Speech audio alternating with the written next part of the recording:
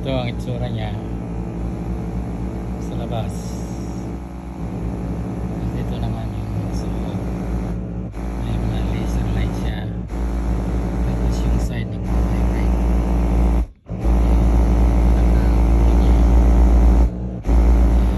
Yung side na yan, nag-vibrate yan. At saka yan sa side na yan, nag-vibrate. Kita niya nag-vibrate. Yan. Yan. May temperature setting siya dyan. Ito yung temperature setting low. Yung heat. Heat nakalagay. Lagay niya sa medium. Medium. Heat ito pala. Yan. Lagay sa medium. Nasa high.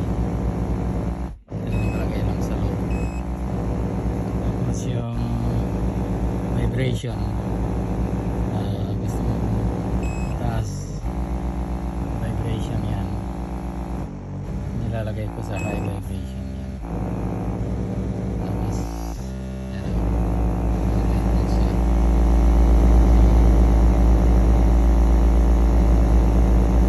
Okay. Habang mamasahe, nanonood ng TV. Ito binili ko sa Temu.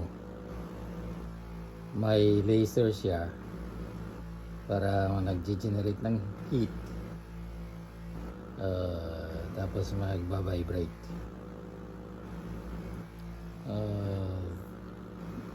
Nagsimula kong gamitin ito noong October last year. Everyday kong ginagamit at looks like it's working. Kasi hindi na sumasakit yung knee ko. Kaya pwede akong mag-bowling.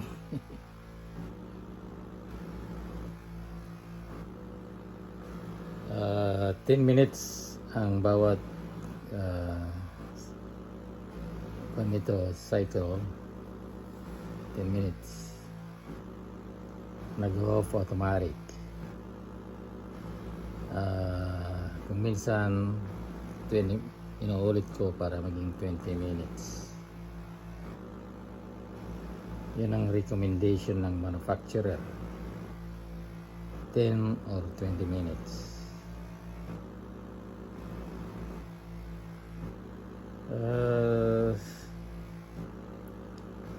To me, parang it's working kasi nga hindi na yung pagsakit ng knee ay hindi tulad noon. Sumasakit pa rin paminsan-minsan pero not as used to be na halos hindi ka na magkababa sa hagdan. Pero ngayon nakakatakbo na ako sa hagdan.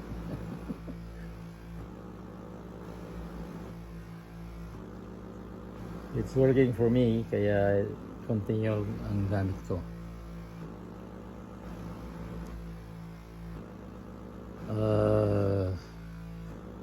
Parang lumaki yung kwan ko yung knee ko yung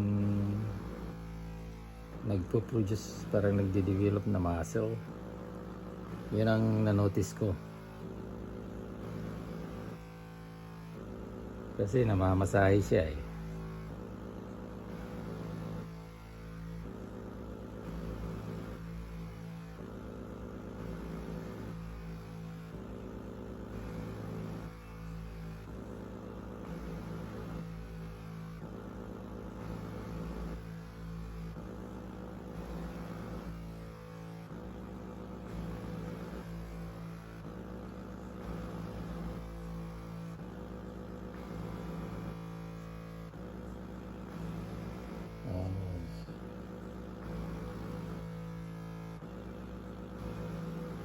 At saka yung pag binibend yung knees,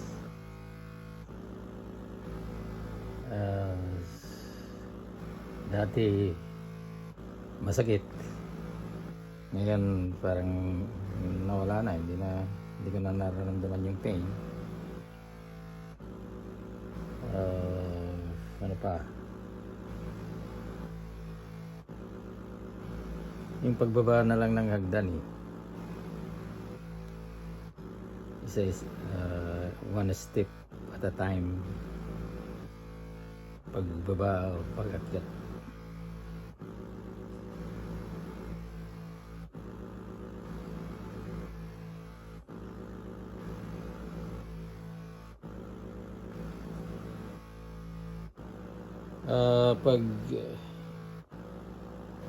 Palagay ko pag yung iba hindi gumagana, sabi nila siguro, pero kailangan continuous everyday, walang tigil, everyday talaga. Hindi yung magmasahe ka ng 1 month, 2 months. Naramdaman ko yung pagbabago after 6 months na ata, 7 months na pagmamasahe. Continuous, araw-araw, sometimes twice a day, 1 in the morning and 1 in the evening.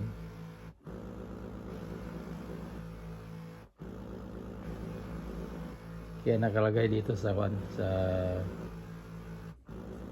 my couch, manood ka ng TV, at the same time magmasahe ka na.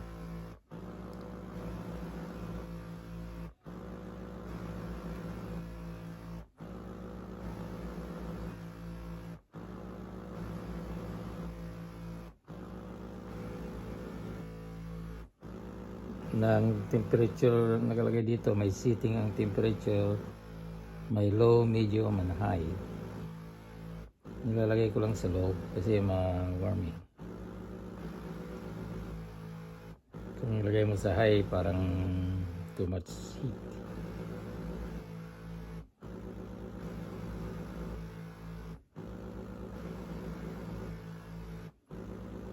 Pag winter, medyo malamig, ilagay ko sa medium. Medyo yung low medyo warm na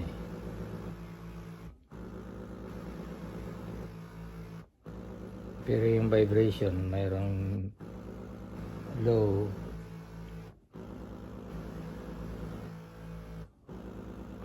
may high, nakalagay sa auto.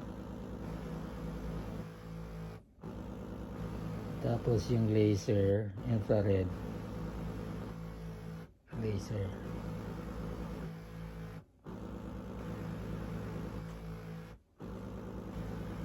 Tatlo lang control niya ito. Yung ganyan, vibration, yan, high, on and off. Tapos ito, heat, lagay mo sa high, ganon, high, lagay mo sa high kasi anong mainit, lagay mo sa baba.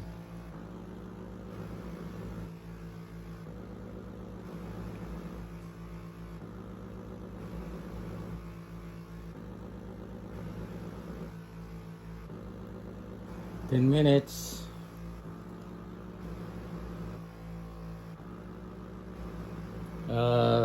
Charge ito kasi ginagamit ko rin ito sa pagmasahe ng toes. Ipapakita ko sa iyo kung paano ko gagamitin sa toe. Kasi pag tumatanda ka na, yung toe mo humihina na rin, yung mga buto-buto dyan, kailangan masahe rin paminsan-minsan. Saka ginagamit ko rin ito sa pagmasahe ng mga daliri dito. Minamasahe rin yan. Isusuot ko yung kamay ko dyan, namamasahe. Ginagamit ko ito sa bowling. Yung bowling hand ko medyo karamdaman ng medyo hindi maganda. 3 times ako mag-bowling, medyo may counting pain kung minsan na over. Lalo nung may tournament, ilang games yun, maraming games, laro ka ng maraming games, sumasakit din yung mga ito, mga dito sa area dito. Kaya minamasahe ko dyan na alis. Ginagamit ko rin ito. Pagkita ko sa inyo mamaya. Pagkatapos tani sa toe. Tapos sa toe sa kamay. Isusuot ko yung kamay ko doon sa loob. Ganyan. Namamasahe dito sa likod. Ito. Para maipos ko yung sa vibrate, sa nagba-vibrate na area. Nilalagay ko yung isang kamay ko. Tapos yung kabila na naman. Tapos na. 10 minutes.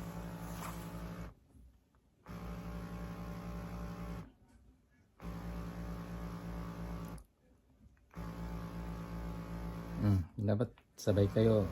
Tapos na rin dapat. Tama na. Okay, ilagay ko ngayon ito sa toes. Gagawin ko sa toes. Higpitan ko itong ganyan. Itali itong ganyan.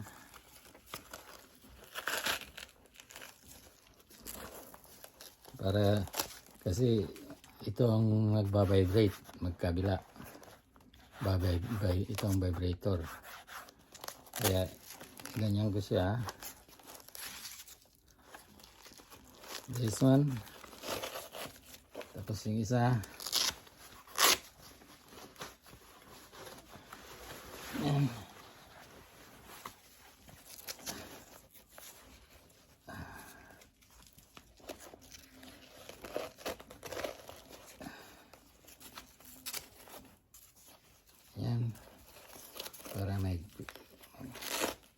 Para ilagay ko sa tuko ito. Ganyan, suot mo dyan pa. Maba-vibrate.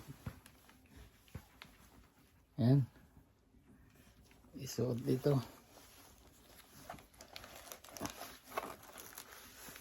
Yan. Hindi nakikita. Para makita ng TV.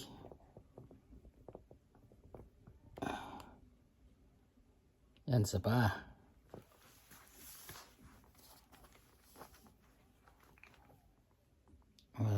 Hindi magandang pagka kanya. Okay.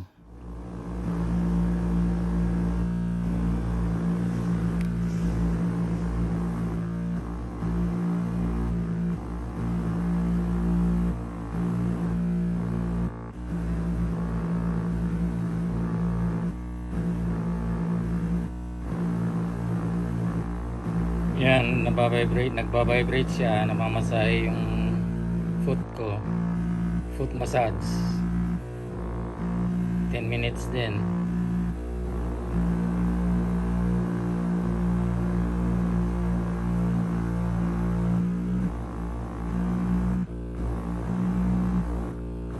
Tapos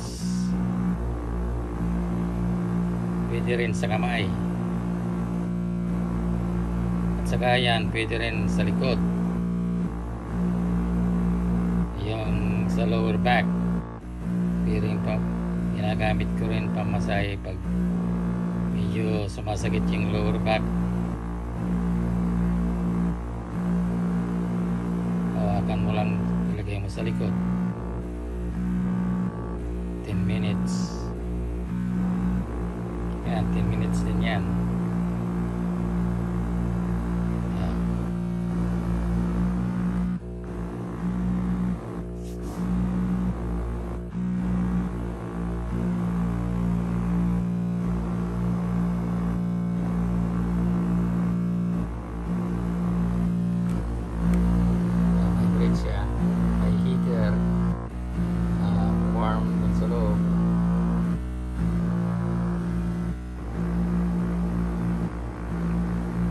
Somehow ay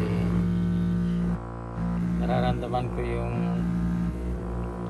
pagbabago kasi minsan sumasakit, naalis pag minamasahe ko.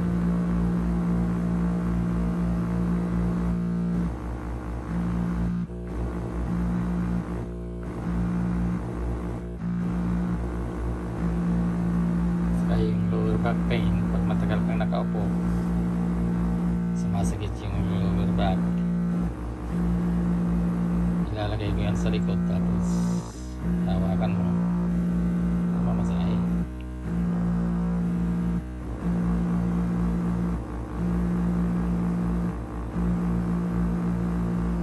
So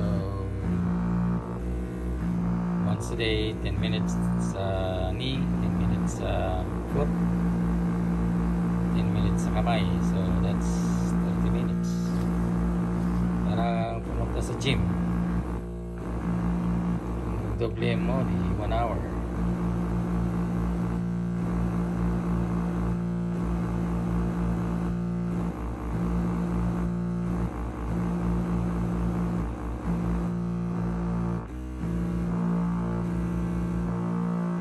Minutes. Kaya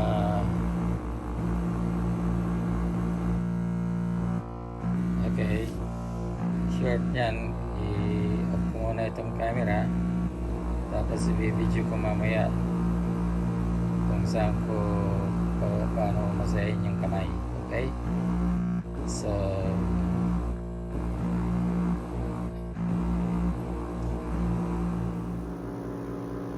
pwede rin sa elbow. Yan. No. Namamasahe yung elbow. Yung mga muscle sa elbow.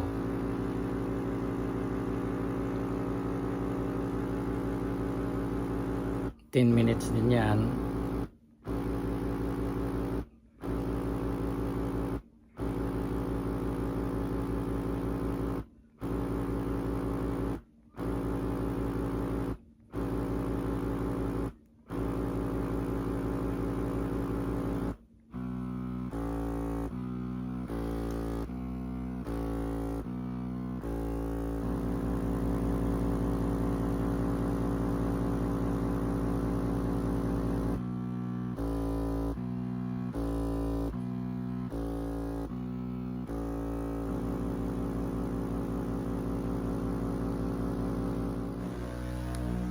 Pwede rin sa kamay, yung dalawang kamay ko, nilagay ko sa loob.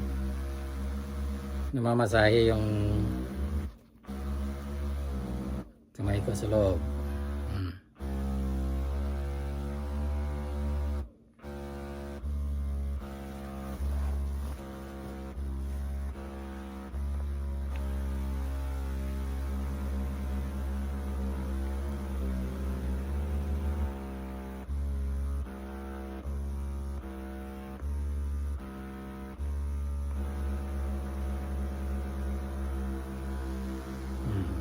Yung kamay.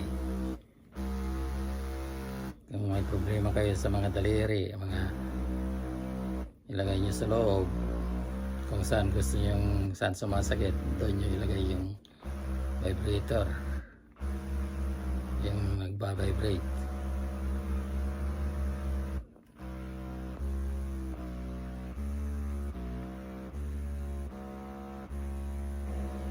Pwede nyo ilagay yung daliri nyo doon. Halimbawa yung mga fingers nyo, ilagay nyo doon sa wall. Yan, ganyan. Or namamasahe yung mga daliri.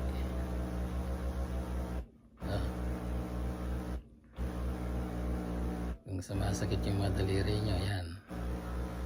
May heater. Medyo mainit sa low nakalagay. Mamasahe yung madaliri ko. Yung bowling hand ko medyo sumasakit, kaya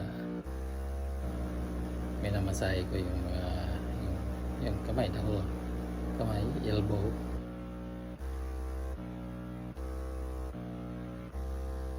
Naalis. Siyempre namamasahe eh.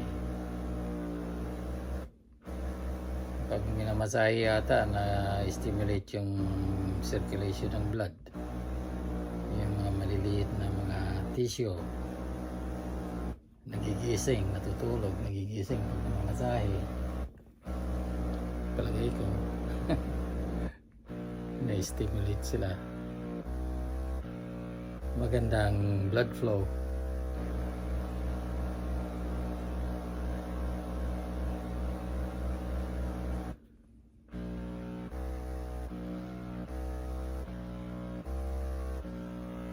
Minutes ganyan.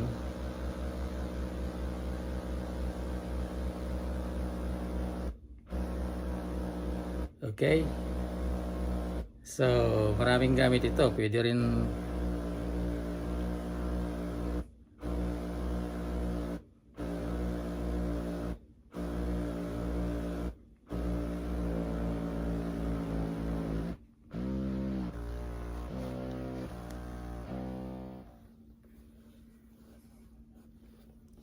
pwede rin nilagay sa likod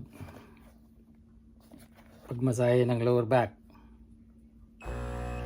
Ayan, sa likod. Yan. Yan, oh, sarap.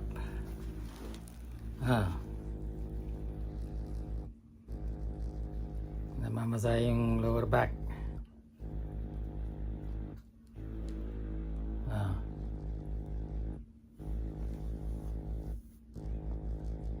Kung matagal kayong nakaupo, sumasakit ang lower back nyo, pwedeng gamitin yan dyan, no?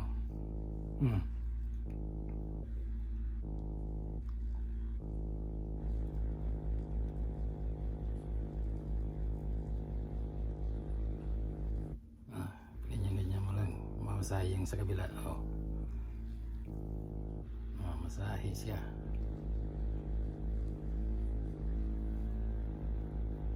Oh, 10 minutes na ganyan. Ikot-ikot mo lang ganyan yung likod mo sa kanya, mararamdaman mo.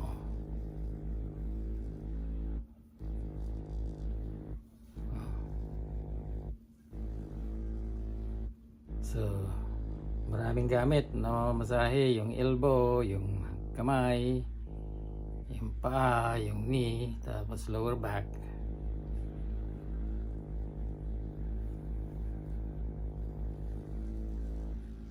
Gano'n, nararamdaman yung massage.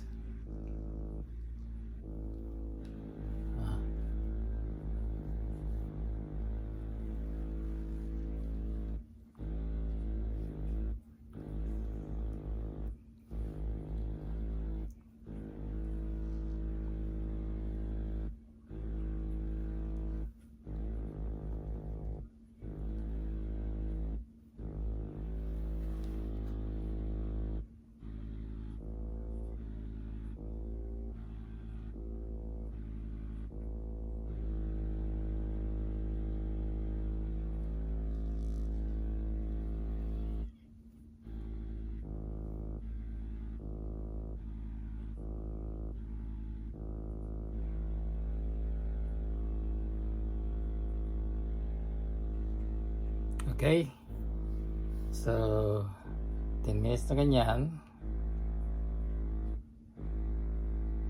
pwede ka na magtrabaho sa labas.